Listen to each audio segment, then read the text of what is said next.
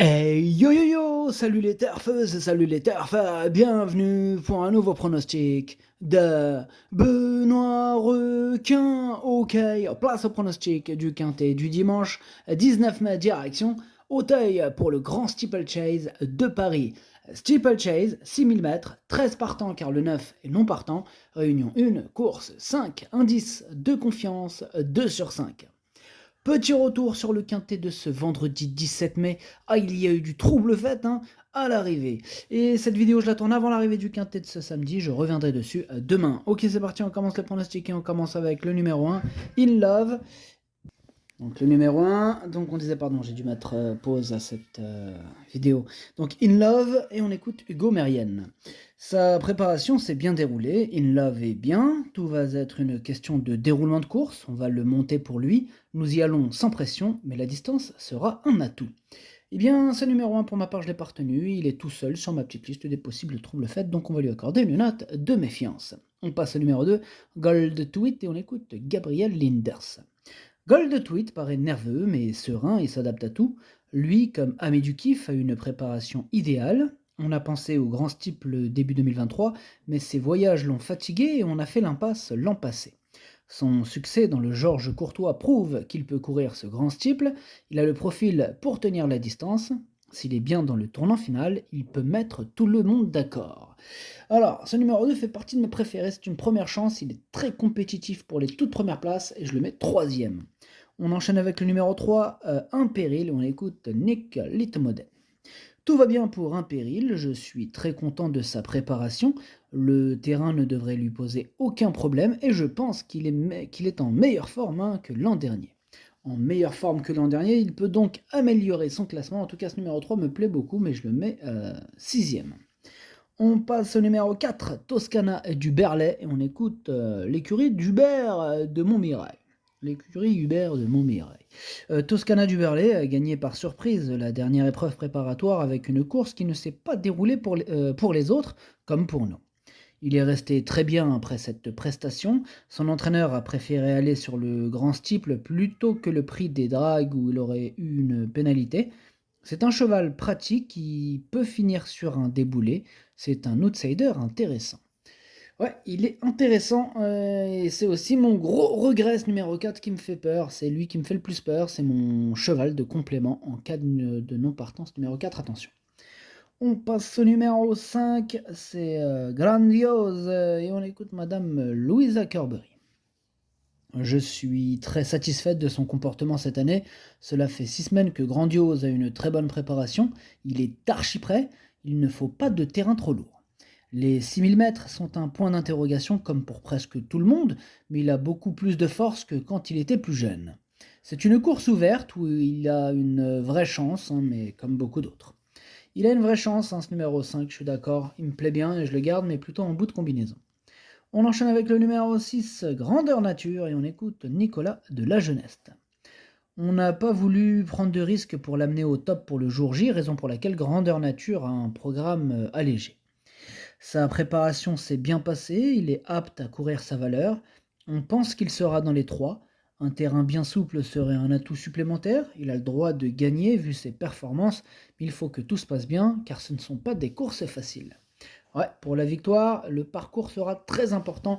Il peut gagner, ce numéro 6, question de parcours. En tout cas, moi, je le mets deuxième. On passe au numéro 7, c'est U2 Glass, et on écoute Mademoiselle Daniela Mel. C'est sa dernière victoire avec les œillères dans le Murat qui m'a convaincu d'y aller. U2 Glass aura à nouveau cet artifice dimanche. J'ai toujours pensé qu'il était bon. J'ai juste un doute sur son mental. Le reste ne m'inquiète pas. Il n'a pas couru tant que ça dans sa carrière. Bon, certes, il a été un peu à Pau cet hiver, mais il n'a pas eu de course dure là-bas. Il est en pleine forme. Il est en pleine forme, lui aussi, c'est une première chance à mes yeux. J'y crois, dur comme fer, et je le mets quatrième. On passe au numéro 8, Général en chef, et on écoute Noël Georges. Général en chef, il a refusé le départ dans le prix Ingré, mais je pense pas qu'il recommencera. On va l'accompagner au départ et ne pas l'envoyer seul devant à la haie d'essai. On sait que c'est un cheval qui peut consommer un peu et on l'avait vraiment mis en mode cool, peut-être un peu trop. Bon, en tout cas, sa préparation s'est très bien passée, il est très bien, il a montré de très belles choses le matin. Eh bien, ce numéro 8, pour ma part, je ne l'ai pas retenu. On ne peut pas tous les retenir, il faut bien faire un choix. Voilà, donc affaire d'impression, question de feeling avec ce numéro 8. On passe au numéro 9, Grand-Oncle, qui est non partant. Donc on enchaîne direct sur le numéro 10, Gallipoli. Et on écoute Noël Georges. Gallipoli est de mieux en mieux et progresse encore. On lui a laissé du temps depuis sa dernière course. J'ai vraiment hâte de le voir en piste, il est top. Ce n'est peut-être pas le cheval de classe de la course, mais il est très régulier. Si les autres ne sont pas à 100%, lui répondra présent. Il est peut-être allant le matin, mais sa façon de sauter un peu plus lente peut l'aider à tenir la distance. Ben moi, j'y crois à ce numéro 10. J'ai pas hésité à le retenir et je le mets exactement à la 5e place. On passe au numéro 11, la manigance, et on écoute François Nicole. Il est certain que l'on n'arrive pas avec la meilleure des préparations, mais la manigance connaît parfaitement bien Auteuil, a effectué une bonne rentrée en haie qui lui a fait le plus grand bien, et depuis elle affiche une excellente forme le matin, ce qui me conforte à la présenter dans cette épreuve. Elle détient de belles performances et possède des lignes qui lui donnent le droit d'y aller. Eh bien, ce numéro 11, pour ma part, je l'ai pas retenu, c'est un regret, c'est mon deuxième cheval de complément qu'à nous partons en tension. On passe au numéro 12, Ami du Kiff, et on écoute Gabriel Linders. C'est un faux calme, Ami du Kiff peut se tendre quand on arrive aux courses. Il y a 1 an, il courait les quintés et jamais je n'avais imaginé le voir au départ d'un groupe 1. Il ne fait que progresser, il n'est jamais à fond. Plus la distance sera longue, meilleur il sera. Il n'a pas un rush final, contrairement à Gold Tweet. Ça tombe bien, de la distance, il va y en avoir, il y a 6000 mètres, il va se régaler, Ami du Kiff. Moi, il me plaît, ce numéro 12, je le garde en toute fin de combinaison. On passe au numéro 13, Jojo Lapin, et on écoute David Cotin. Jojo Lapin, il est en grande forme, il reste sur une bonne tentative. On va le monter tranquille et faire le petit parcours en attendant le dernier kilomètre. Je ne l'ai jamais eu comme cela, évidemment, il y a des concurrents au-dessus de lui dans ce grand steeple, mais je pense qu'il devra bien courir. S'il pense qu'il devrait bien courir ce numéro 13, pourquoi pas. En tout cas, pour ma part, je ne le retiens pas. Et on termine avec le numéro 14, Juntos Guanamos, et on écoute encore David Cotin. Alors là, Juntos Guanamos, il est très bien, et s'est montré bien tonique lors de son dernier travail sur les obstacles le 8 mai. La distance ne m'inquiète pas, il va de l'avant, mais aussi être derrière. Il est gérable, peu importe aussi le terrain. Quand il est comme il est actuellement, il est très facile et respecte bien les obstacles. Il arrive seulement à maturité et a encore une marge de progression.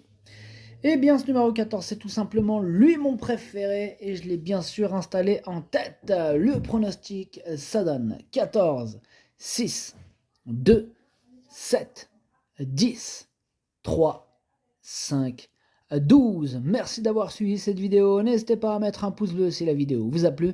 Pour accéder à tous mes tickets pour la course du Quintet, rendez-vous directement en description de la vidéo. À jouer avec modération. Bonne chance. Chopez-le moi. Ciao.